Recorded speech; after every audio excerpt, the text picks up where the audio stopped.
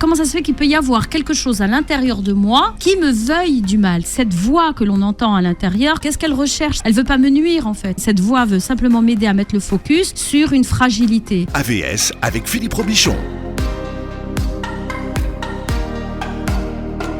AVS à votre santé et bon matin à tous puisque Karima Chadi est avec nous. Bonjour Karima. Bonjour Philippe, bon matin à tous et à toutes. J'espère que vous allez bien.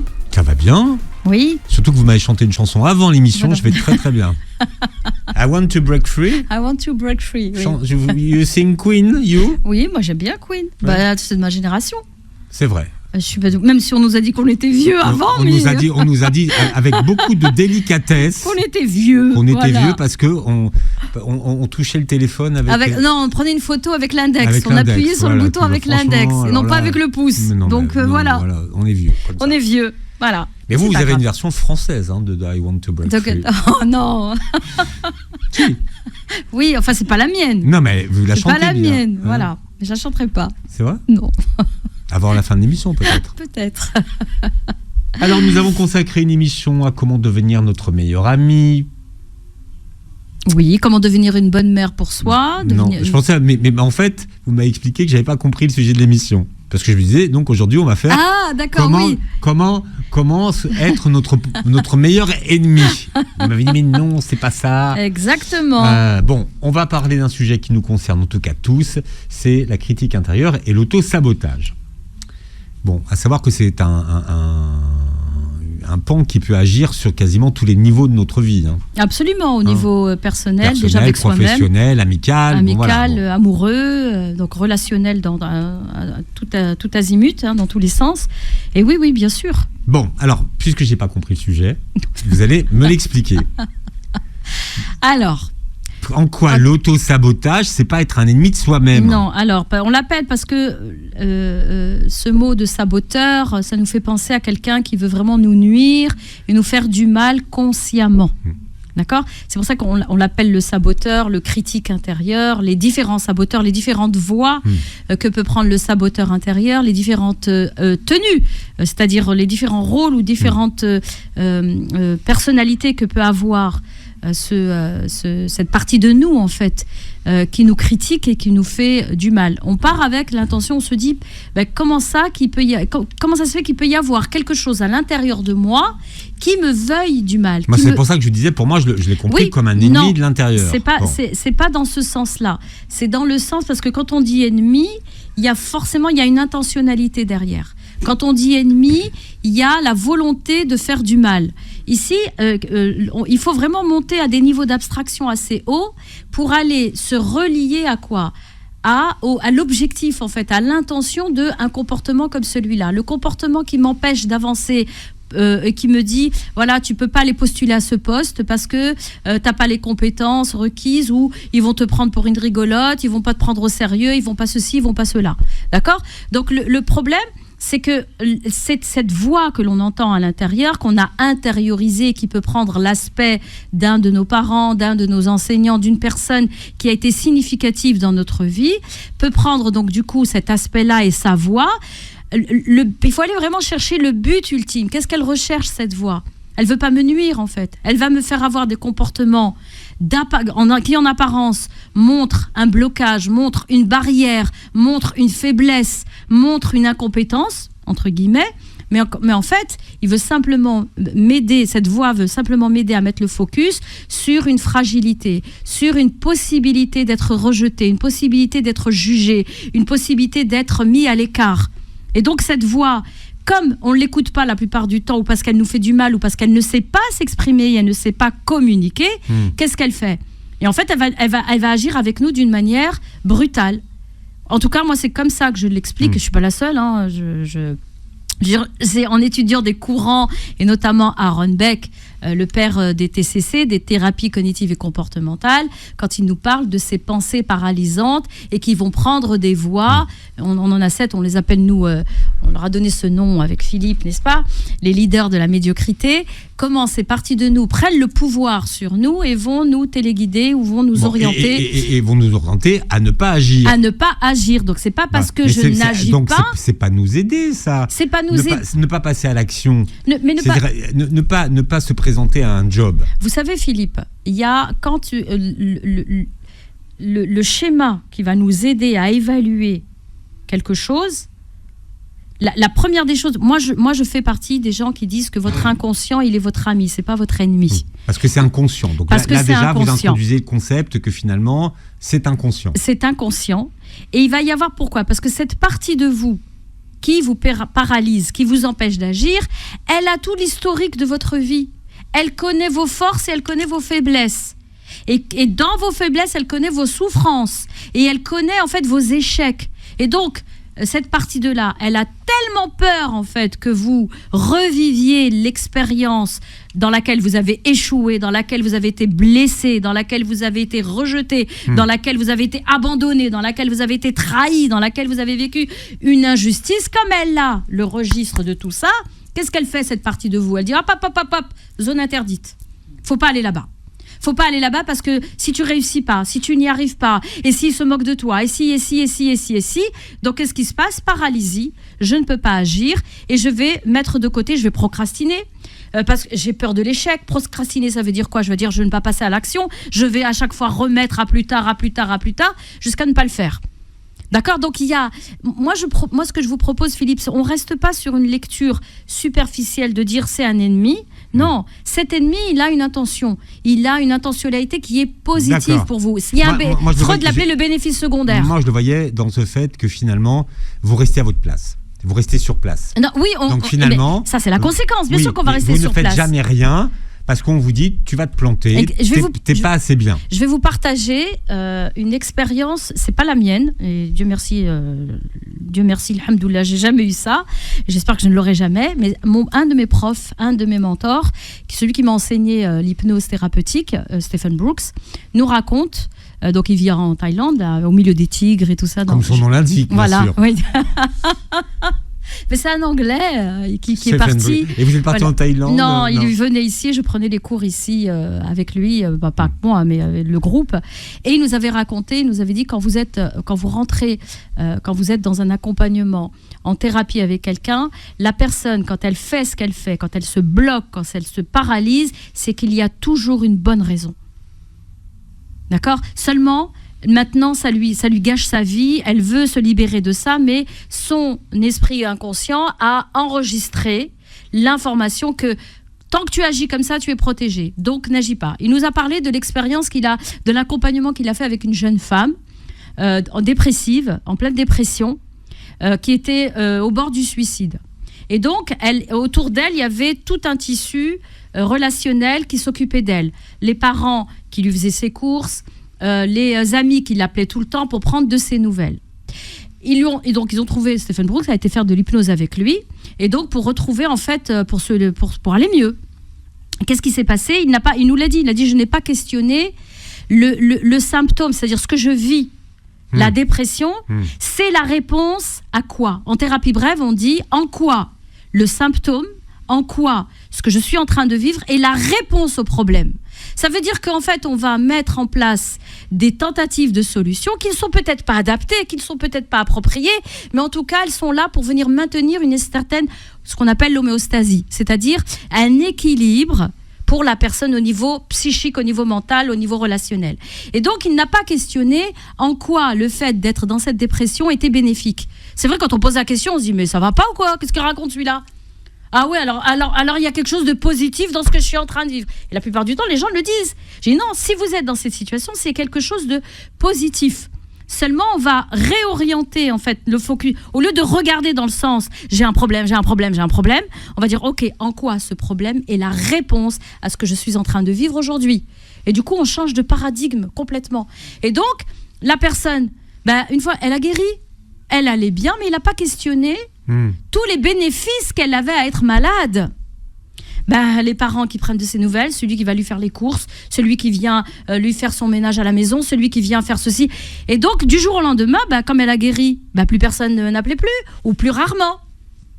Et donc, qu'est-ce qu'elle a fait ? Elle s'est suicidée. Malheureusement, je suis désolée, la chute, elle est...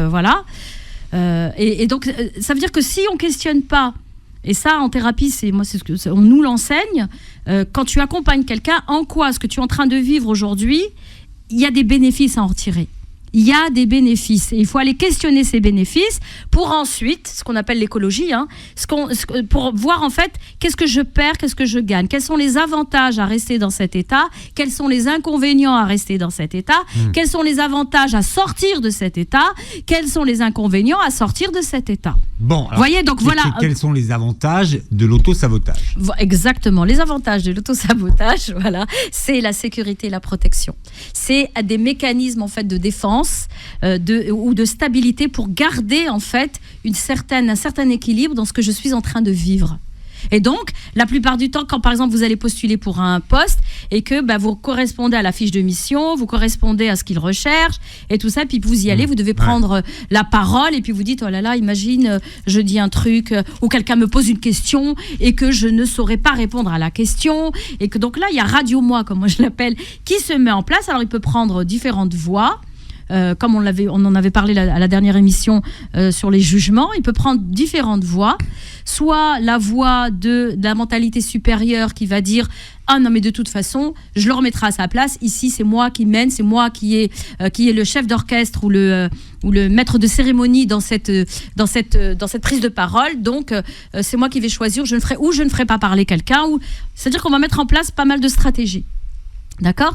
Maintenant, pour pouvoir se libérer, et c'est ce qu'on verra après, il faut déjà pouvoir bien les nommer et les identifier. Parce qu'après, il y a plusieurs techniques que l'on va pouvoir utiliser pour pouvoir y parer, c'est-à-dire pour pouvoir s'en libérer. Mais si c'est inconscient ? Eh bien, donc on s'observe et on le fait monter à la conscience pour pouvoir s'en libérer. D'accord ? C'est-à-dire qu'il y a encore ici des techniques d'observation de soi et de se dire, ok, la pensée qui me traverse maintenant, est-ce qu'elle est aidante ou pas ? Est-ce qu'elle est utile ou pas ? Est-ce qu'elle est appropriée ou pas au contexte ?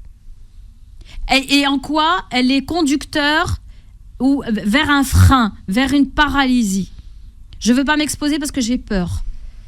Parce que la plupart du temps, l'auto-sabotage, l'émotion qui est derrière, c'est la peur. J'ai peur de quelque chose. J'ai peur d'être vue. J'ai peur qu'on voit ma vulnérabilité. J'ai peur d'être, par exemple, le syndrome de l'imposteur. J'ai peur d'être, ça y est, démasqué. Oh là là, ça y est, c'est bon. Là, ça y est, tout le monde va savoir que je suis en fait que je suis nulle ou que je sais pas faire ou que je ne suis pas ce que je prétends être, par exemple. Vous voyez ? Donc c'est dans ce sens-là. La peur de l'échec. Et la peur de l'échec. Et le perfectionnisme. On a aussi le perfectionnisme. Bon, le perfectionnisme, c'est une bonne excuse. Avec, de toute façon, ça ne sera jamais assez bien. Et qui est le juge à l'intérieur de nous qui dit qui est bien ou qui n'est pas bien ? C'est quoi notre grille ? Par rapport à qui ? Par rapport à quoi ? C'est quoi notre grille d'évaluation ? Donc, c'est important de se dire que on les a dans notre tête. C'est des archétypes, on les habille. Moi, j'aime bien les personnifier, leur donner vie. Ça fait partie de l'approche narrative.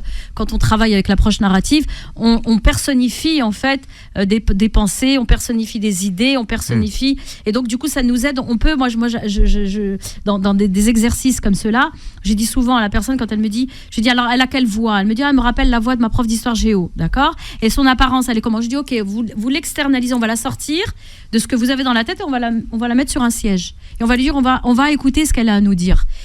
La plupart du temps, on n'arrive pas à gérer les saboteurs qu'on a à l'intérieur de nous, cet entre guillemets, sabotage. Pourquoi ? Parce qu'en fait, on refuse de leur parler. On ne veut pas leur parler. Et une des techniques, c'est de leur donner la voix. Laissez-leur, elle a quelque chose à dire, elle a un message à délivrer. On parle de critique intérieure et d'auto-sabotage ce matin avec Karima Chadi. Vous avez un très beau pantalon aujourd'hui, Karima. Oh. En fait, je voulais tester la souplesse de vos jambes. Vous voulez que je monte mon pantalon ? Non, c'est pour ça. Non. Je me suis dit parce que c'est pour savoir si vous aviez un peu de souplesse encore. Oh bah bien sûr que c'est pas parce qu'on dit que je suis vieille. Non, c'est pas. On dit. Il faut préciser les choses. Oui. Que alors, Solal a dit que parce que j'appuyais sur l'appareil photo avec mon. Regardez, hop. J'ai un pantalon en velours, puis avec mes jolies ballerines là, vous savez. Ah ouais, vous le montrez à la caméra. Je le montre, voilà, j'ai un pantalon en velours. Vous êtes souple. Aubergine, voilà. Il est aubergine ou ouais, aubergine. Non, il est aubergine. Ouais, il est aubergine. Très très joli avec Merci. votre haut. Là pour ceux qui ont pas qui verront pas la vidéo, on vous fait passer des. En plus, Solal va à un rendez-vous avec une dame qui est quand même très âgée aujourd'hui. Donc, alors là, Philippe aujourd'hui. Il devrait pas dire que vous êtes vieille. Hein. Non, il devrait pas le dire. Il devrait pas le dire. Absolument. Ça, mais maintenant, ça ne regarde que nous. Absolument. Bon, alors on a parlé. Bon, on revient. Là, c'est du critique intérieur. Non.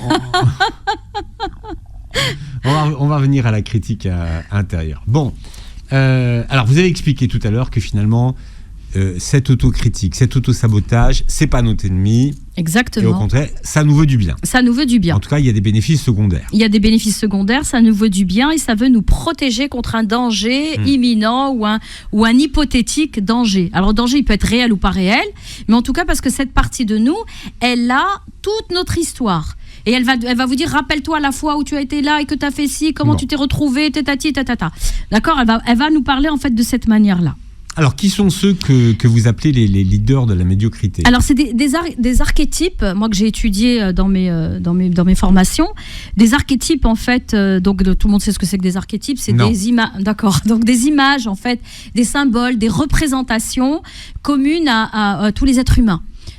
Quand on dit par exemple le juge, quand on parle d'un juge, tout le monde a une image, une représentation de ce que c'est qu'un juge. Quand on dit la mère, tout le monde a une représentation, quelle que soit votre culture, quel que soit le pays dans lequel vous vivez, bien vous savez ce que c'est que la représentation de cette figure. Et donc les archétypes, on en avait déjà cité deux la dernière fois, si vous vous souvenez à la dernière émission. La mentalité supérieure, c'est la personne, ou en tout cas cet archétype qui, lui, pense tout savoir, connaît tout, est au courant de tout ce qui se passe, et donc il se met au-dessus, donc en position haute, au-dessus des autres, et donc cette mentalité supérieure, elle est très critique, c'est-à-dire qu'elle va dire ce qui est bien, ce qui n'est pas bien, ce qui est juste, oui, mais comment est-ce que tu peux me donner, par exemple, on peut le voir, par exemple, quand vous parlez de quelque chose, ou que la personne, quand elle se met en mentalité supérieure, elle va vous dire, oui, c'est quoi tes sources ? Qui, elle, au départ, peut aller très bien, dire « Ah oui, mais moi, j'ai lu autre chose. » Et non, ta recherche ou ton truc, la scientifique, n'est pas valable parce qu'il n'a pas été validé par ça et ça et ça et ça. D'accord ? Et donc, il y a une énergie aussi qui accompagne, en fait, cette mentalité supérieure. C'est monsieur, je sais tout. C'est monsieur, je sais tout, madame, je sais tout. Madame, je sais tout. Voilà. Et donc, et puis, il va avoir un peu cette représentation. On peut le représenter par un professeur, un grand professeur avec des lunettes, avec... Moi, je m'amuse un petit peu, je théâtralise un petit peu ça. Mais juste pour dire, je ne sais pas si on l'a dit au début, je ne me rappelle plus, mais bon, avec la vieillesse, il y a les trous de mémoire qui arrivent aussi, voilà. Entre autres. Entre autres. Et on retrouve en fait ces archétypes-là chez Aaron Beck, le père donc des TCC, des thérapies cognitives comportementales. Oui, on l'a dit, maintenant ça me revient. Et donc on le retrouve, il les appelle pas comme ça, parce que bon, nous on aime bien les théâtraliser, leur donner en fait une dimension un peu plus cool aussi, parce qu'un peu plus accessible, voilà. Et donc quand ils nous parlent, en fait, c'est des voix qui nous jugent et qui nous, dans le sens, on disait au départ que c'est pas là pour nous nuire, mais ça peut nous nuire, ça peut nous faire du mal, ça peut nous faire nous sentir moins que rien. Et notamment la mentalité supérieure va faire sentir aussi à l'autre, et l'autosabotage va vraiment se manifester comme quelque chose comme si quelque chose qui nous écrase en fait, et dire t'es pas à la hauteur, quoi, t'es pas à la hauteur. Et donc là-dessus il va falloir reprendre le pouvoir et donner de la voix à cette partie-là, parce qu'elle a une information qui est importante. Peut-être qu'elle sait quelque chose. Dire tiens, au lieu de lui dire au lieu de me saboter, on va lui dire ça. Aide-moi à me préparer à cet entretien, à me préparer à cette prise de parole. Donc, en parlant de la mentalité supérieure. Alors, je voudrais qu'on revienne sur les leaders de la médiocrété, Karima, qu'on puisse au moins les citer tous. D'accord, oui, parce que comme moi je parle beaucoup et que je vais... voilà, c'est pour ça que je fais... j'ai une pensée en arborescence. Voilà, qu'on les cite déjà. D'accord, donc on a la mentalité supérieure. Donc ça, on l'a vu. On a la voix de la vérité. La voix de la vérité, c'est celui qui va vous donner, c'est la voix de la morale, c'est-à-dire ce qui est vrai, ce que cette personne et cette voix à l'intérieur de nous, elle est reliée à toutes nos valeurs, à nos principes, à notre moralité. D'accord ? Et donc là, elle va dire, non, c'est pas bien, ça se fait pas de faire quelque chose comme ça. Bien sûr, elle nous aide à avoir à adapter notre comportement, mais quand elle est too much, quand c'est beaucoup trop, elle va aussi nous paralyser. D'accord ? Et on va se retrouver dans une espèce de relation aussi avec les autres où c'est des droits et des devoirs, quoi. tout simplement. Alors que c'est beaucoup plus que ça. On a une autre qui est celle qui est la victime par excellence. Et cette victime-là, attendez, peut-être que je vais donner quand même, Philippe, le lien avec Beck, avec Aaron Beck. Attendez, je vais juste le retrouver dans mon... voilà. J'étais sur la mule. Non, j'étais pas sur la mule, j'étais sur la victime. Donc cette victime, elle est victime de tout et c'est ce que Aaron Beck appelle la pensée catastrophique. C'est-à-dire que tout ce qui va arriver, c'est contre moi. Et il y a beaucoup d'ego là-dedans, dans tous ces saboteurs, il y a beaucoup d'ego, parce que c'est l'ego qui a peur.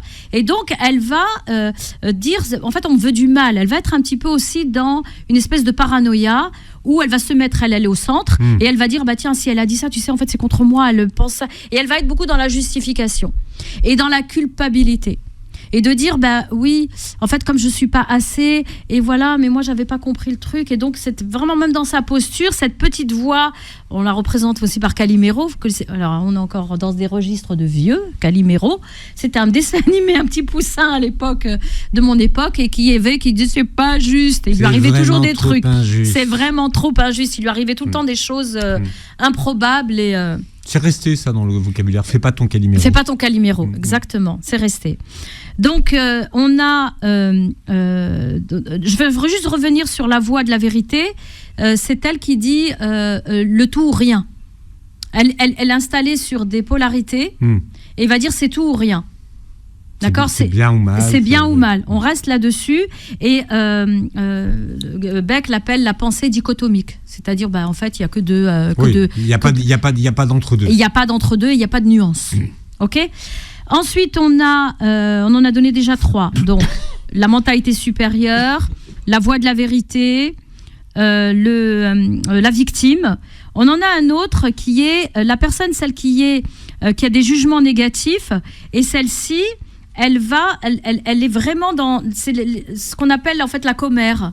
La commère, elle est au courant de tous les derniers trucs, de tous les derniers ragots. Pourquoi ? Parce qu'en fait, au lieu de se focaliser sur elle-même, elle va se focaliser sur les autres. Parce qu'en fait, elle a tellement peur de se focaliser sur elle-même parce qu'elle va se trouver peut-être une pauvreté relationnelle ou une pauvreté émotionnelle. C'est-à-dire, il n'y a pas de richesse. Donc, elle va aller se focaliser sur l'autre et elle va rentrer, elle va donner que des comparaisons. T'as vu l'autre ? T'as vu comment elle a parlé de ça, elle a dit ça, et toi ? Et donc, plutôt, et puis après, elle va chercher en fait des failles chez l'autre pour dire. Il y a encore quelque chose de l'ordre d'écraser aussi, si vous me permettez. D'accord ? Pourquoi ? Non, vous n'êtes pas d'accord avec ça ? Je vous permets, carrément. Vous me permettez ? Mais vous êtes d'accord avec ça ou pas ? Je suis d'accord avec vous. Si vous êtes silencieux, là, je me dis peut-être qu'il est en train de dire, voilà mon juge intérieur à moi, qui est en train de dire, oh là là, mais qu'est-ce qu'elle raconte ? Non, je dis pourvu qu'on arrive au bout des 7. C'est ça que je me dis. Donc, je vous ai bien observé. Ouais. D'accord ? Je vous ai bien calibré. Après, donc, on en a 4 là. Après, on discute. Après, on discute. D'accord, on en a 4. Donc, je donne donc, il y a la mule. La mule, c'est celle, elle ressemble à Wendy. Vous vous rappelez l'émission Le syndrome de Wendy, celle qui va porter, et que finalement, après, qui peut se transformer aussi en victime. Donc, de dire, elle ne sait pas dire non, et c'est aussi un des saboteurs intérieurs qui dit, comme j'arrive pas à m'affirmer, que j'arrive pas à dire oui, j'arrive pas, à dire non aux autres, donc je dis oui, et je me dis non à moi-même. D'accord ? Donc là, on en a 5, il nous en manque 2. On a la personne, en fait, qui papillonne un peu partout et qui n'arrive pas à se trouver, qui n'arrive pas à se centrer et qui n'arrive pas à s'ancrer quelque part et qui erre. Elle erre, elle va de là. Donc celle-là, cette personne-là, et elle a vraiment un jugement qui est vraiment... comment je vais dire ça ? Elle va aller papillonner sur plusieurs projets et elle n'arrive pas en fait à se poser quelque part. Et donc elle va avoir un peu un avis sur tout, mais finalement un avis sur rien. Un avis sur tout, mais qui n'est pas profond, qui n'est pas... C'est-à-dire, c'est comme un peu une gloutonnerie, en fait. Je vais goûter un peu de ça, mais je ne vais pas me poser quelque part. Elle se disperse. Voilà, le disperser. Voilà. Je les ai tous donnés, là, ou pas ? Non, il en manque un. Il en manque un. Donc, on a le dernier qui est... Alors, attendez, Oui, le bulldozer. Le bulldozer, c'est le juge intérieur qui, lui... n'a le temps pour rien, son temps est sacré. Et donc, il veut les trucs, il veut tout de suite. Il va parler avec des ordres impératifs. Mais tu devrais, c'est le tu dois, faire comme ci, tu dois faire comme cela. Et donc, le temps est une notion très importante pour lui. Et donc, il écrase sur son passage. Du moment que toi, tu arrives, que la personne arrive à ce qu'elle veut, et donc, c'est un TGV en fait. D'accord ? Elle va écraser tout sur son passage. Avec Karima Chadi. Karima, nous parlons aujourd'hui de la critique intérieure et de l'auto-sabotage. Et contrairement à ce qu'on vous a dit tout à l'heure, eh bien, il en manque un. Il en manque un. Les leaders de la médiocrité ne sont pas 7, mais 8. Oui, exactement. Voilà. Il en manquait un, et celui qui manque, c'est l'indulgent, en fait. Donc, je les répète, la mentalité supérieure, la voie de la vérité, la mule, celle qui porte, la victime, le bulldozer, le errant, celui qui est dispersé, qui ne sait pas, la commère, et le dernier, l'indulgent. L'indulgent, c'est celui qui va, c'est vraiment la porte ouverte à la procrastination, c'est-à-dire ah mais c'est bon, je ferai ça demain, ah mais c'est pas grave, qui va minimiser en fait toutes les choses. Le contraire en fait de l'autre qui avait la voie catastrophique avec le scénario catastrophe qui pourrait arriver avec la victime, donc celui-là c'est plutôt le contraire, c'est un peu le pendant, le contraire de dire non mais c'est pas grave, et il minimise quoi. Et donc c'est la porte ouverte aussi la plupart du temps quand on a un juge intérieur comme l'indulgent très fort, c'est l'ouverture aussi à tout ce qui est dépendance, les dépendances relationnelles, dépendance à des substances, à quelque chose, à la nourriture, au sucre. Voilà, donc de se dire ah mais c'est pas grave, ah, mais je mérite une récompense, ah, ça a été dur aujourd'hui, allez je vais me faire du bien, vous voyez, mais c'est pas dans une dynamique qui est plutôt positive, vous voyez. Alors comment savoir si on est un auto-saboteur qui s'ignore ? Alors comment c'est une bonne question celle-là. Ben, il va falloir, comme la plupart des cas, la plupart des situations que l'on vit, c'est déjà de s'observer, de pouvoir s'observer soi-même et d'identifier quelle est la part de moi qui est en train de parler, quelle est cette voix et qu'est-ce qu'elle défend. Elle est le porte-parole de quoi et de qui à l'intérieur de moi. D'accord ? Alors là, ce que je propose là, c'est un jeu quand même. C'est comme s'il y avait un morcellement du moi. Le moi est un et indivisible, d'accord ? Mais à l'intérieur de moi, il a différentes parties. Et ce morcellement, chaque partie, je vais l'identifier. Et dans l'identification, elles sont toutes porte-parole d'une valeur qui est importante, porte-parole d'un besoin qui est important pour mon évolution, mon émancipation, mon bien-être, tout simplement. Et donc, cette voix-là, il va falloir donc l'observer. Quelle est cette instance qui parle à l'intérieur de moi et qu'est-ce qu'elle recherche ? Qu'est-ce qu'elle veut ? Donc là, peut-être qu'on n'aura pas le temps de dire que chacune des huit archétypes, ce qu'ils peuvent dire et comment est-ce qu'ils parlent et leur mode de communication, ce sera peut-être l'objet d'une autre émission, Philippe, n'est-ce pas ? Mais qu'on puisse se dire, tiens, comment je vais la reconnaître ? Par exemple, mentalité supérieure, elle va plutôt parler, je pense, je crois qu'il vaudrait mieux pas que tu fasses ceci, ou la mule, elle va dire, oh mais c'est trop pour toi, mais bon, mais c'est pas grave, fais-lui plaisir quand même, allez, juste ça et rien d'autre. Le bulldozer, il va dire, ah non, mais moi j'ai pas le temps, hein, moi il n'y a pas que ça, hein, non, là il faut que j'arrive à ça, allez, bouge-toi Karima, allez, hop. Et chaque voix a une énergie différente. Et ça peut vous aider justement à les identifier. Donc, la première, on observe, on identifie le saboteur. D'accord ? Et ensuite, on va lui donner, donc la voix, on va le personnifier. Et on va lui dire, par exemple, on peut l'appeler monsieur ou madame je sais tout, monsieur je sais pas quoi, d'accord ? Donc, on leur donne et ensuite, on va établir. Et ça, c'est ce qui va permettre, en fait, le basculement vers la communication.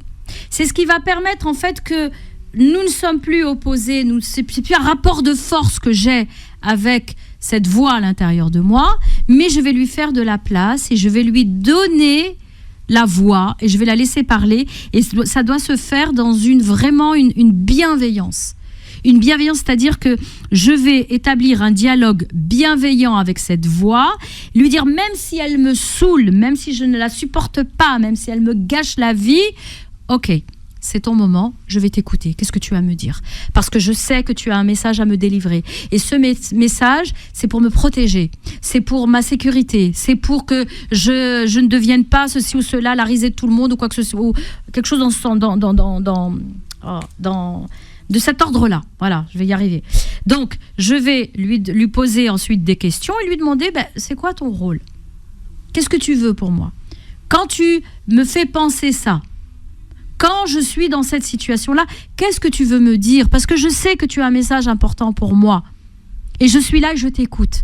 Parce que le premier réflexe que l'on a, quand il y a une voix comme celle-là, qu'est-ce qu'on fait? On veut la balayer tout de suite. Oh non, oh là là, purée, encore le truc, mais j'en ai marre, mais moi je comprends pas pourquoi j'ai toujours ceci, j'ai toujours cela. D'accord? Donc vraiment, lui donner donc la voix et lui poser la question, ok, pourquoi tu es là? Et qu'est-ce que tu veux pour moi? Et qu'est-ce qui est important? Qu'est-ce que je dois savoir? Et que tu veux qu'est-ce que je dois savoir? Qu'est-ce que tu as à m'apprendre? D'accord? Ensuite, lui demander qu'est-ce que tu veux éviter? Qu'est-ce que tu veux éviter? En me parlant de cette manière-là aussi durement, tu veux éviter quelque chose pour moi.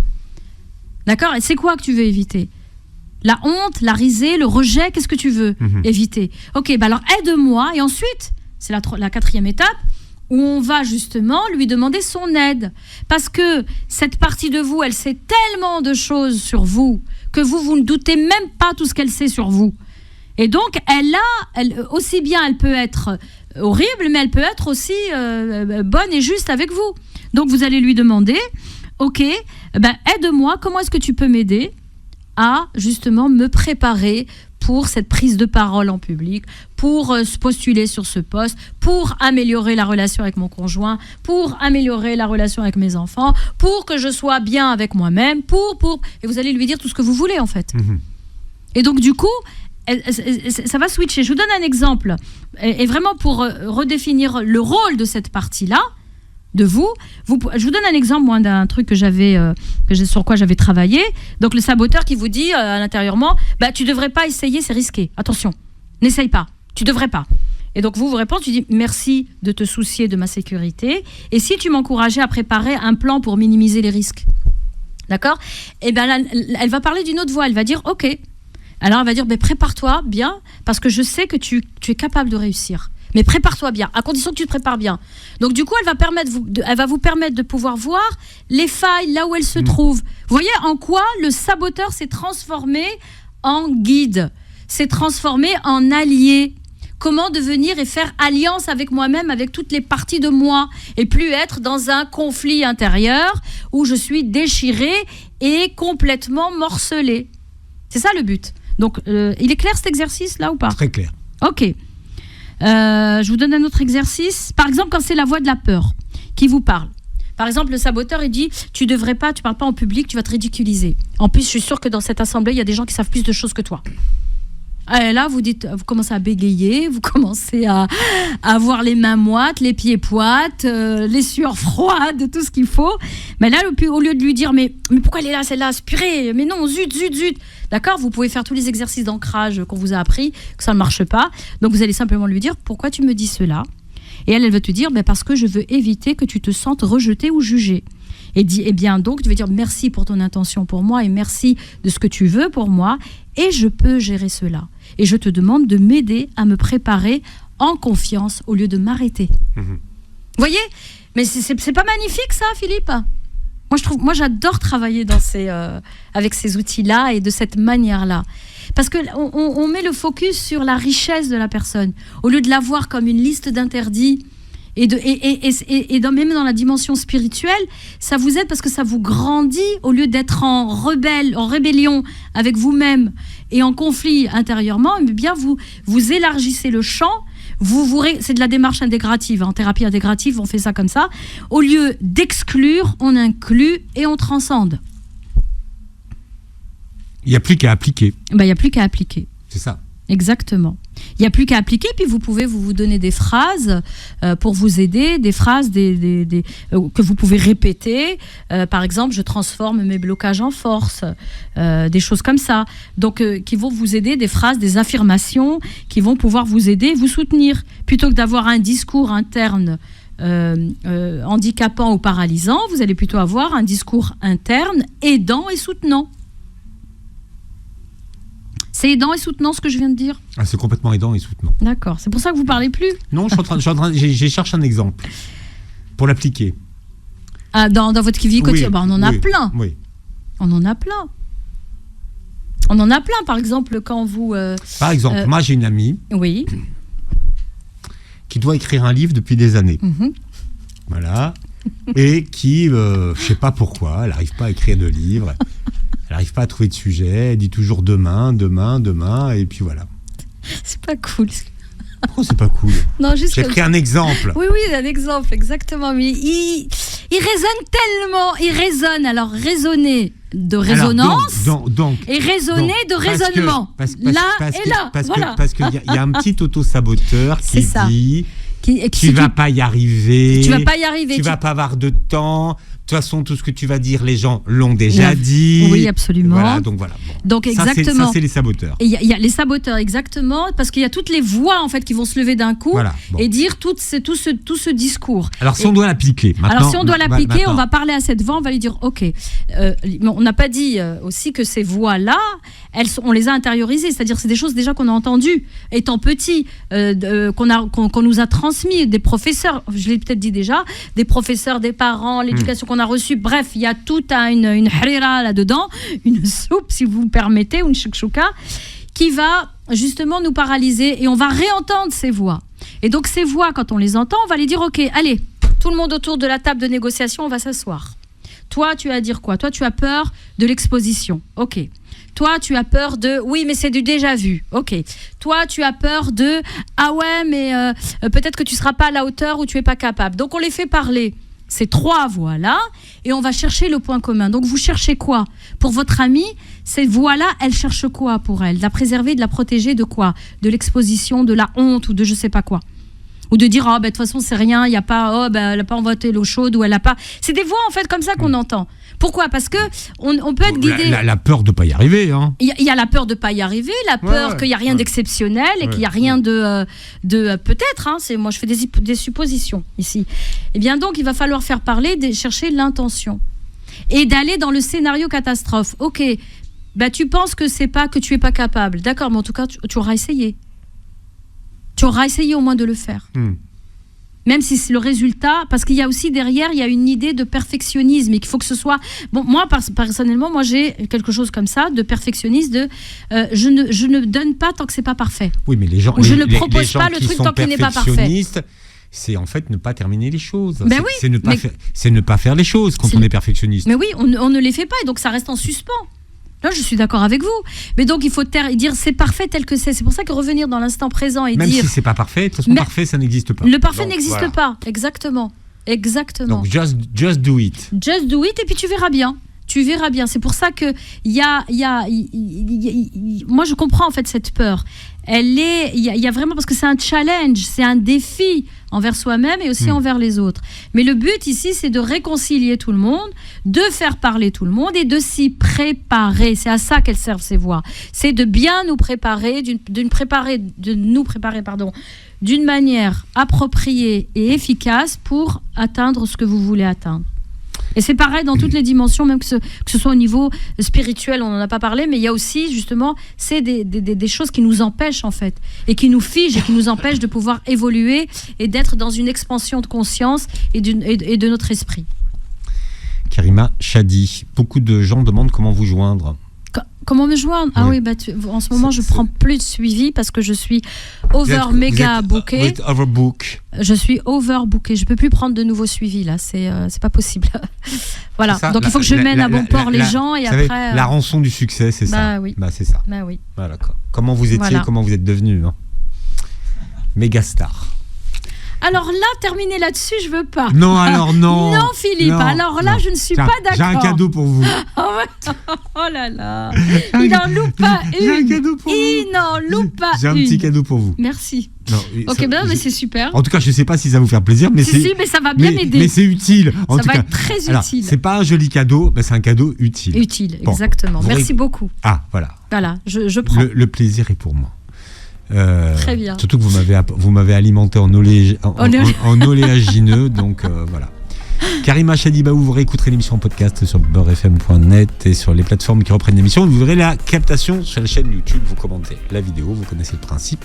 Merci Karima. Merci à vous Philippe. Et passez une très belle journée. Santé sur Beurre FM.